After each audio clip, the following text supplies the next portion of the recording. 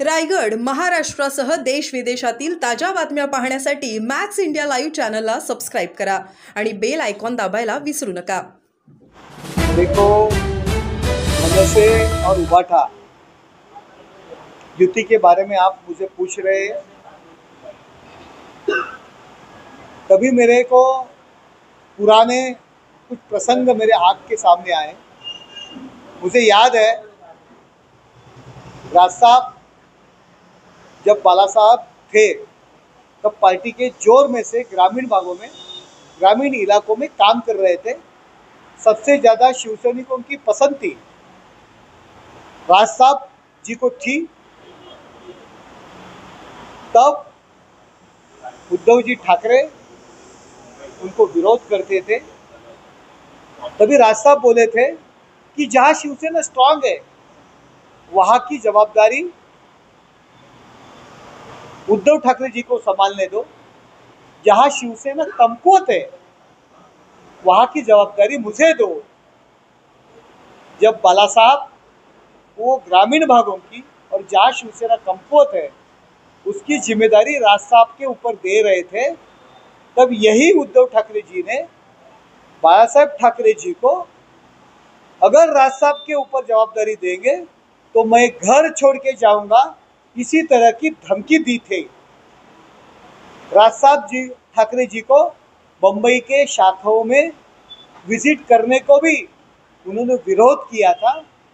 जो राज साहब ठाकरे जी के साथ में पदाधिकारी कार्यकर्ता रहते थे उनका कड़ी कट करने का काम उद्धव ठाकरे जी कर रहे थे। ये सब प्रसंग मेरे सामने खड़े हो गए। वो उद्धव ठाकरे राज साहब ठाकरे जी को एक्सेप्ट करेंगे क्या? मुझे पहले उद्धव ठाकरे जी को ये प्रश्न कहना है कि तभी राज साहब ठाकरे जी को क्यों अपोज किया, उसका भी उत्तर आपको पहले देना चाहिए। संजय राउत ने कहा कि दोनों में आने में कोई मतभेद नहीं, लेकिन जिस तरीके से एकनाथ शिंदे लगातार जो राज ठाकरे से मुलाकात कर रहे थे वो हमारे दिल में सबसे ज्यादा छुप रहा था। ये देखो, संजय राउत कहेंगे वैसे राज साहब ठाकरे नहीं चलेंगे। राज साहब को हम लोग पहचानते हैं। राज साहब ठाकरे जी ने खुद की मेहनत के ऊपर ये पार्टी खड़ी की है। संजय राउत जैसे जो उद्धव ठाकरे जी ने टुकड़ा फेंका है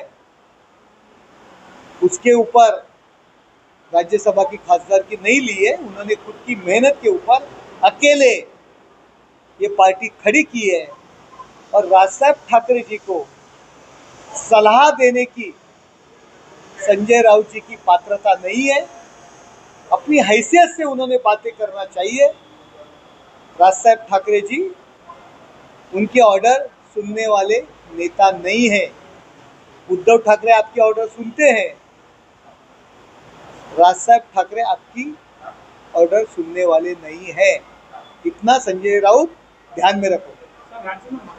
आप उन लोगों को पूछो कि अभी ये विवाद क्यों है। देखो, सरकार बहुत अच्छी चल रही है तो लोगों के लिए कुछ इशू बनाना चाहिए, इसीलिए इसी तरह की बातें ये लोग कर रहे हैं। तो करोड़ों रुपए की प्रॉपर्टी, करोड़ों रुपए की जमीन जो सरकार ने दी है वो 50 लाख में एग्रीमेंट करते हैं, किसी के नाम के ऊपर करते हैं, तो ये गलत है, ये भ्रष्टाचार है, ये करप्शन है। करप्शन करेंगे तो कार्रवाई जरूर होगी, क्यों नहीं होगी? उसमें कोई भी रहने दो। भारतीय राज्य घटना है, जो दोषी रहेगा उसके ऊपर तो कार्रवाई होगी। उसी तरह की कार्रवाई हो रही है। सुप्रीम कोर्ट में जिस तरीके से वक्फ बिल को लेकर 7 दिन में जो है केंद्र सरकार को मांगनी दी गई है कि आप जो अपनी लूपहोल है जो भी खामियां अपने बयान करें, उसके बाद उसको निर्णय लिया जाएगा। देखो, केंद्र सरकार ने सुप्रीम कोर्ट को बोला है कि जो आपने दो हमें क्वेश्चन पूछे हैं उसके बारे में हमारा क्या कहना है वो हम लोग आपके सामने लाएंगे। तब तक ये जो 2 कलम है वक्फ बोर्ड में जो गैर मुस्लिम सभासद उनकी नियुक्ति करने का और जो गवर्नमेंट की जगह है वहाँ वक्फ बोर्ड ने अपना खुद का अधिकार दिखाया है, उसकी जांच जो कलेक्टर की समिति करने वाले हैं, ये 2 चीज़ें, ये 2 कलम तब तक अगली सुनवाई तक हम लोग इम्प्लीमेंट नहीं करेंगे, ये सरकार बोली है। सुप्रीम कोर्ट ने वक्फ अमेंडमेंट बिल पर किसी तरह का रोक, किसी तरह का स्टे नहीं लगाया है, ये सरकार बोली है। तब तक हम लोग इसका इम्प्लीमेंट नहीं किया है। वक्फ अमेंडमेंट बिल पे कुछ तरह का जो रोक है वो सुप्रीम कोर्ट ने नहीं लगाई है, जो सरकार का अधिकार है। अगर माइनॉरिटीज बोल रहे हैं कि हमारा धार्मिक कार्य के लिए हमें अधिकार है, घटना ने दी है, उसमें कोई तोड़मोड़ नहीं कर सकता, तो उसके ऊपर सरकार वक्फ अमेंडमेंट बिल ये किसी भी जो लाया है वो किसी भी धर्म के, मुस्लिम धर्म के जो धार्मिक जो विधि है, धार्मिक जो हेतु है, उसमें कोई भी बाधा नहीं ला सकता, नहीं लाने वाला, ये कोर्ट में प्रूव करने वाला है। इसीलिए जो हमारा संसद का अधिकार है वो हमारा अधिकार सही है, ये कोर्ट में हम लोग बताएंगे। आपण जे विचारताय की नाशिकच्या अधिवेशनामध्ये जी AI वापर करून बाळासाहेबांचा बनावट माणसाच्या तोंडी आवाज टाकून की एकनाथ शिंदे साहेब, देवेंद्र फडणवीस साहेब यांच्यावर टीका केलेली आहे। एक विमा कंपनीची जाहिरात आहे, जिंदगी के साथ भी और जिंदगी के बाद भी। उद्धव ठाकरे यांचं असंच झालं आहे, ते जिवंत असताना साहेबांवरील निष्ठा त्यांची बनावट आणि कृत्रिम होती,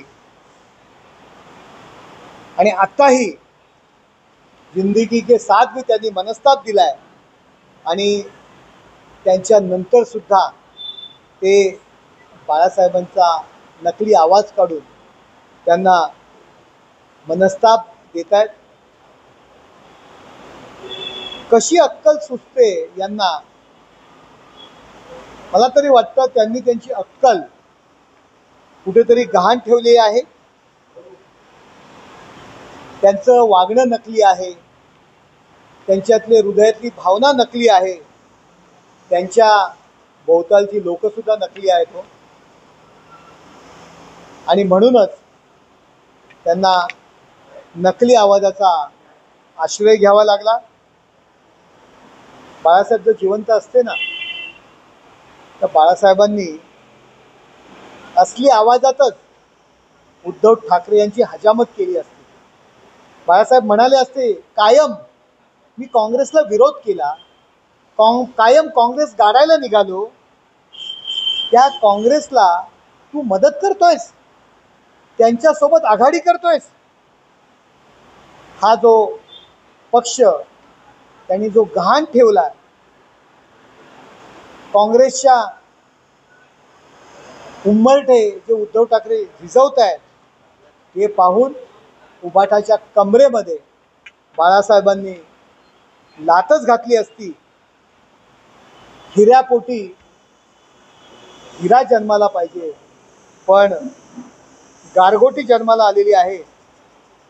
आणि आमचे शिंदे साहेब बाळासाहेबांच्या शिकवणीतून निर्माण झालेला हिंदुत्वाचा हिरा आहे। या उबाटाचं उद्या सांगू शकत नाही। आज नकली आवाज काढला, उद्या आहे ना बाळासाहेबांना हिरवी शाल परिधान करतील, टोप्या घालतील बाळासाहेबांच्या डोक्यामध्ये, आणि निवडणुकीला ते सामोरं आणतील। यांचा काही भरोसा नाही आहे। हे हैराण झालेले आहेत। उबाटा आहे ना, हा चायनीज माल आहे,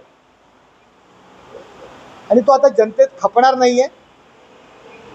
चुकीच्या पद्धतीने बाळासाहेबांचा जो नकली आवाज काढलेला आहे, बाळासाहेब हे आमचं दैवत होतं आणि ते अजन्म राहणार आहे। त्यांना त्यांच्या नकली आवाजाची आम्हाला गरज नाही। मला तरी असं म्हणायचं आहे, आम्ही बाळासाहेबांचे तमाम जे भक्त आहोत त्यांच्यातर्फे आम्ही मागणी करतोय, बाळासाहेबांच्या नकली आवाज काढून जे लोकांना आव्हान केलेलं आहे ना, त्याबद्दल उबाटाच्या या नेत्यांवर गुन्हा दाखल करावा, त्यांच्यावर कारवाई करावी, बाळासाहेबांचा जो अपमान केलेला आहे तो बाळासाहेबांना मानणाऱ्या प्रत्येक शिवसैनिकांना आणि महाराष्ट्रातील तमाम जनतेला याचा राग आलेला आहे आणि बाळासाहेबांच्या आवाजाची जी छेडछाड केलेली आहे त्याबद्दल उभाटाच्या नेत्यांवर गुन्हा दाखल करावा अशी मागणी या ठिकाणी आम्ही करतोय। आणि उद्धव आदित्य ठाकरे त्या ठिकाणी नको ते काहीतरी स्टेटमेंट केलंय की खोटेपणा वगैरे एकनाथ शिंदे साहेबांना म्हटलंय। मला त्यांना सांगणं आहे की हा खोटेपणा करण्याकरता तुम्हाला तुमच्या वडिलांकडे त्यांचे वडील आहेत,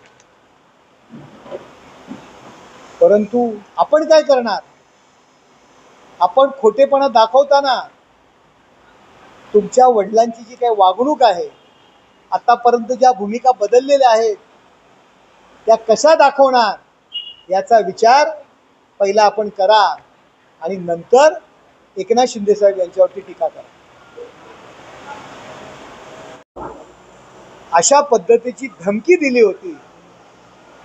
राजसाहेबांना मुंबईतील शाखांना भेटी देण्यामध्ये सुद्धा त्यांचा विरोध होता।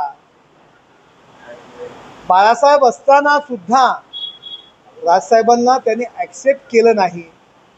राजसाहेबांच्या सोबत जी मंडळी असतील त्यावेळी कायम त्यांचा मत्सर केला। शिवसेनेत असताना जबाबदारी दिली तर मी घर सोडून जाईल अशी धमकी त्यांनी दिली। ते राजसाहेबांना काय ॲक्सेप्ट करणार? हा प्रसंग मला या ठिकाणी आठवतो। एवढंच। हे बघा, मी तुम्हाला एवढंच सांगतोय की उद्धव साहेबांची पूर्वीची स्टेटमेंट, पूर्वीची वागणूक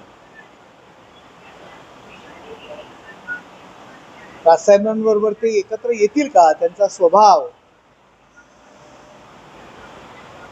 हे शिवसैनिकच जाणू शकतात। जुने प्रसंग, जुन्या गोष्टी कोणीही विसरत नाही। आपण म्हणतो राजकारणात, परंतु राजसाहेबांच्या बाबतीत त्यांची जी काही वागणूक होती, जी पद्धत होती, ती मला नाही वाटतं राजसाहेब विसरणार। तर युतीसाठी त्यांनी अटी आणि शर्ती देखील दिलेली आहे। महाराष्ट्र पाहिल यापुढे काय होतं ते। त्यांनी युती केली तर शेवटी त्या दोन पक्षांचा निर्णय आहे, परंतु प्रेम हे एकतर्फी होत नसतं। प्रेम हे दोन्ही बाजूनी पाहिजे आणि राजसाहेबांवरती उद्धव ठाकरे यांचं किती प्रेम आहे हे राजसाहेबच सांगू शकतात, त्यावेळची आजूबाजूची मंडळीच सांगू शकतात। सर, महायुतीला काय फटका बसतो? दोघे ठाकरे बंधू एकत्र राहतात, काय वाटते? काय बघा, महायुतीचं काम करते। महायुती मजबूत आहे, तिन्ही पक्ष एकत्र आहेत। आधी युती उभाठा आणि मनसे युती होऊ द्या, तर नंतर आम्ही प्रतिक्रिया देऊ।